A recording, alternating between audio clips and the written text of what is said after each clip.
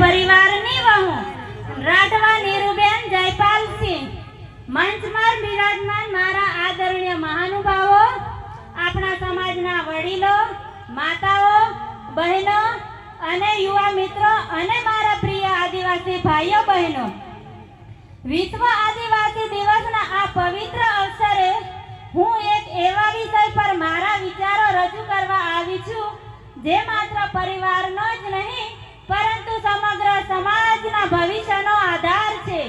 સ્ત્રી સશક્તિકરણ અને સમાજ માટે તેમનું યોગદાન.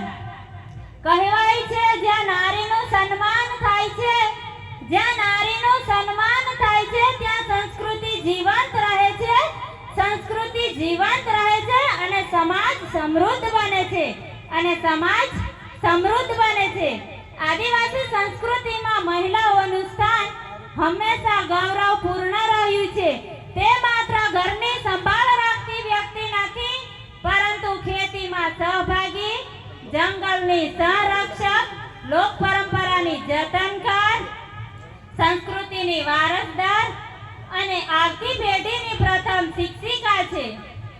મિત્રો, સ્ત્રી સશક્તિકરણનો અર્થ માત્ર મહિલાઓને અધિકાર આપવાનો નથી, પરંતુ તેમના નિર્ણય લેવાની શક્તિ, શિક્ષણ, આત્મવિશ્વાસ અને તેમને નેતૃત્વ આપવાની તક છે.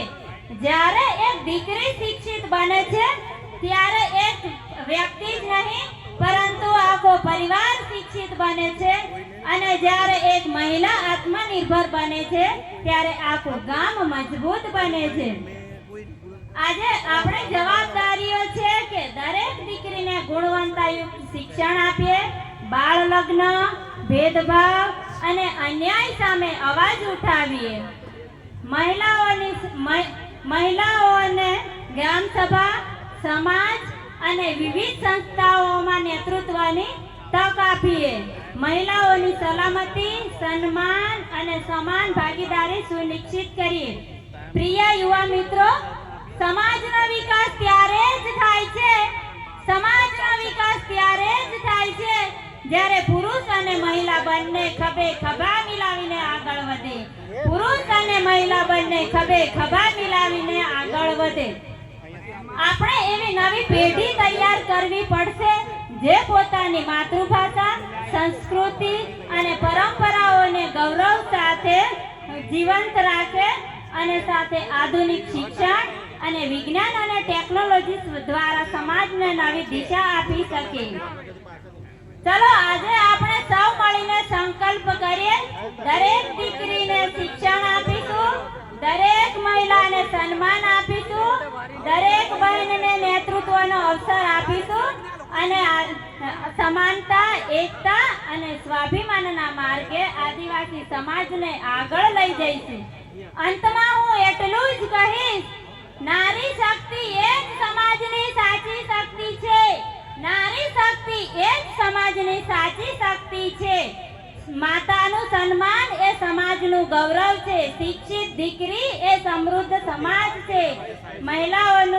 મહિલા નેતૃત્વ એ મજબૂત આદિવાસી સમાજ છે. આપણી પ્રગતિ, આપણી પરંપરા, ચાલો સૌ મળીને બનાવીએ સશક્ત આદિવાસી સમાજ. આદિવાસી યુવા સંઘર્ષ સમિતિ એ મને અહીં મંચ પર બોલવાનો મોકો આપ્યો તે બદલ એમનો હું ખૂબ ખૂબ આભાર માનું છું. અને અહીંયા ઉપસ્થિત મારા સમાજના વડીલો, માતાઓ, બહેનો અને યુવા મિત્રો, આપ સર્વેએ પણ મને શાંતિથી સાંભળી તે બદલ આપનો પણ ખૂબ ખૂબ આભાર માનું છું. જય જોહાર, જય આદિવાસી. જય જોહાર. મિત્રો,